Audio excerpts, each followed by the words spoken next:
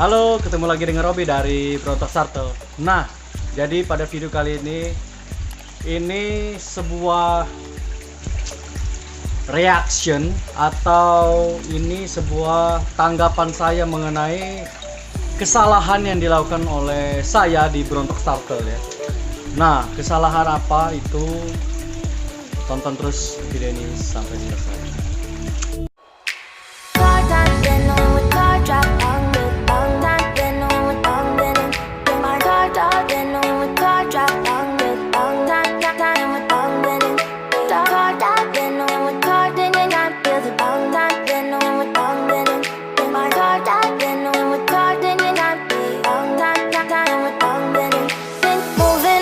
To the sea for a getaway, car top down and we're driving just to feel young. Moving away to the sea, moving away, can't you see? Nah, jadi berawal dari saya kan selalu mensubscribe channel-channel yang mengenai kura-kura dan hewan eksotis lainnya ya. Nah, yang saya selalu ikutin itu videonya Om Kautsar ya, atau Juragan Kura gitu ya. Jadi ceritanya di hari ini di tanggal 24 November 2020 di hari Selasa ya, itu Juragan Kura mengupload video yang berjudulkan omset peternakan kura-kura, pengeluaran per bulan Juragan Kura. Nah, jadi video itu saya nonton dari awal sampai akhir ya. Tetapi ada satu yang kayaknya menurut saya kena banget di saya gitu ya. Bukannya baper gitu ya. Maksudnya dalam arti ada ilmu yang saya petik dari penjelasan Om Kautsar gitu ya. Yaitu di pemberian pakan ya. Nah, jadi saya ini basicnya itu peternak ikan ya, terutama ikan gapi dulu ya. Ini bajunya ya, kebetulan lagi pakai gitu ya. Nah, jadi kalau gapi itu basicnya itu sehari makan 3-5 kali, bahkan boleh lebih ya, tapi sedikit-sedikit gitu ya. Nah, kalau saya dulu itu sehari 2 kali gitu ya. Nah, menurut saya ini kesalahan saya. Saya seolah-olah tidak mengerti betul soal reptil gitu ya. Kenapa? Saya terapkan di kura-kura gitu ya. Saya terapkan di kura-kura di Brontok Sarto. Yaitu apa? Pemberian pakan sehari 2 kali ya. Bahkan yang baby juvenile up itu saya sehari 3-4 kali ya. Berasumsi biar cepat gede gitu ya. Kayaknya itu kesalahan yang luar biasa yang saya lakukan di Brontok Sarto ya. Efeknya banyak gitu ya. Kalau kita hitung ekonomis ya, pertama biaya pakan meningkat.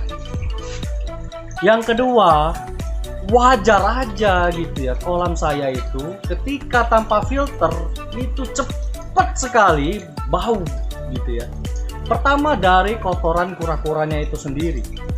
Yang kedua, pakan sisa ya. Jadi itulah ya, saya kebawa waktu jadi breeder gapi. Jadi saya itu kasih makan kura-kura saya itu sehari minimal itu 2 kali gitu ya.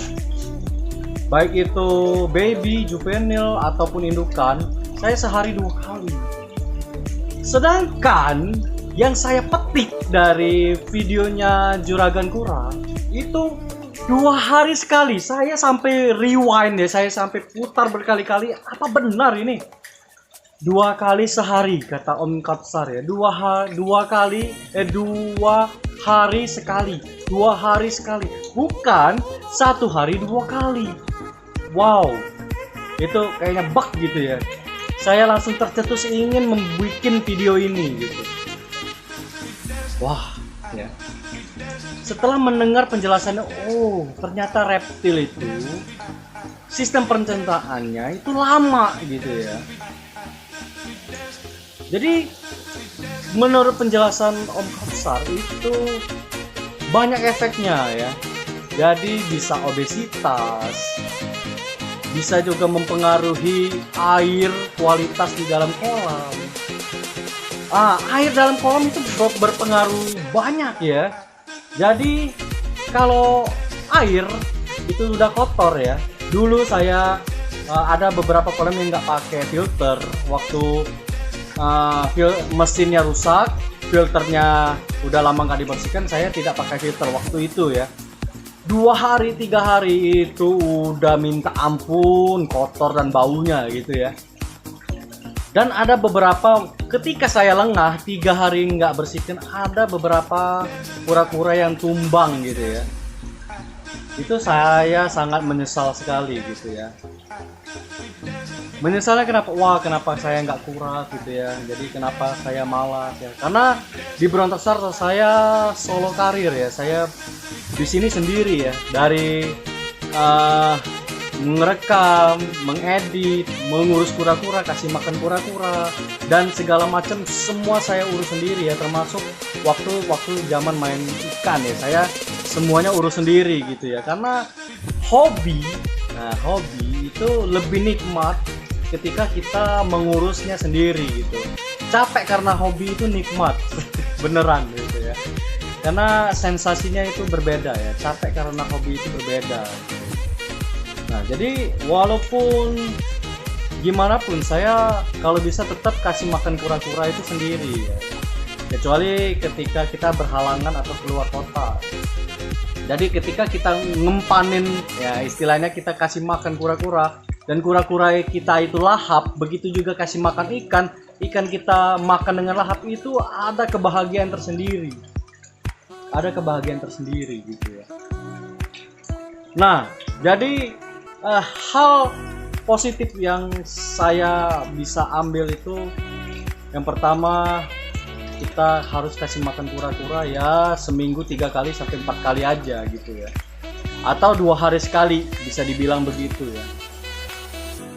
Itu cukup berat buat saya sebenarnya ya. Kenapa? Karena mengubah kebiasaan ya. Percayalah ya, kalau kita udah terbiasa kasih makan peliharaan kita, apalagi sehari sampai 2 kali, kita ubah menjadi 2 kali sehari. Terbalik ya, 2 hari 1 kali. Itu rasanya banyak banget rasa kehilangan gitu ya. Sensasi kasih makan kura-kuranya itu berkurang drastis ya. Jadi ya, tapi tetap akan saya coba terapkan yang diterapkan oleh Juragan Kura gitu ya. Jadi mencoba kasih makan kura-kura itu 2 hari 1 kali gitu ya. Bukan dalam arti kita mau menghemat pengeluaran, bukan ya. Tapi menurut penjelasan itu memang sistem pencernaan kura-kura itu dirancang seperti itu ya. Bukan kura-kura aja, mungkin reptil ya. Tapi kayaknya ada beberapa reptil yang pencernaannya cepat kayak iguana gitu mungkin ya. Karena setahu saya iguana itu pemberian pakannya tiap hari. Kalau saya di sini sehari 1 kali ya. Nah, jadi inilah yang saya sharing pada video kali ini ya. Jadi kesalahan saya mungkin terlalu cinta dan terlalu hobi tapi membabi buta gitu ya. Jadi saya juga mencoba belajar dari video-video yang ada di YouTube juga gitu ya. Jadi selalu mencari informasi di kala senggang itu, sambil tiduran, sambil nyantai itu nonton YouTube mengenai reptil, kura-kura dan sebagainya gitu ya. Jadi pada video kali ini saya ucapkan terima kasih sekali karena atas videonya Om Juragan Kura itu saya istilahnya tersadarkan lah ya kan. Jadi saya yakin banyak efeknya ke depannya ya. Jadi pertama, kita kasih makan kura-kura sehari 2 kali dan makannya itu bersisa, itu buktinya ya. Booming alga di kolam Mega Project itu luar biasa ya. Jadi hari ini tepat udah 2 atau 3 minggu Mega Project itu launching. Saya kuras akhirnya, tapi saya tidak bisa bikin videonya karena pengurasan kali ini dibantu sama karyawan pengerjaan rekonstruksi kolam yang ada gitu ya. Jadi di jam kerja ya saya tidak bisa merekod video pengurasannya ya. Jadi airnya itu udah hijau sekali, walaupun udah lampu UV 2 tapi masih tetap hijau luar biasa gitu ya. Jadi 1 minggu lebih itu masih kebantu pakai lampu UV, tapi udah 2 mingguan ke atas itu lampu UV tidak terlalu berpengaruh gitu ya. Mungkin ya saya belum menaruh karbon aktif, itu yang saya belum taruh ya, itu jadi PR saya. Karbon aktif dan bakteri starter ya. Nah, sama rumah bakteri ya. Rumah bakteri itu bisa biobol, bioring ya, mineral clay gitu ya. Nah, hal-hal yang seperti itu yang saya belum sempat taruh gitu ya. Saya cuma menaruh karang jahe, batu zeolit, sama jaring nelayan ya, cuma 3 macam gitu ya. Jadi nggak mampu untuk menjernihkan seterusnya. Walaupun saya tahu airnya itu masih tidak berbau, tapi di tidak berbau itu terdapat banyak buih ya. Setelah saya cari informasi di YouTube, buih itu menandakan banyaknya amoniak ya.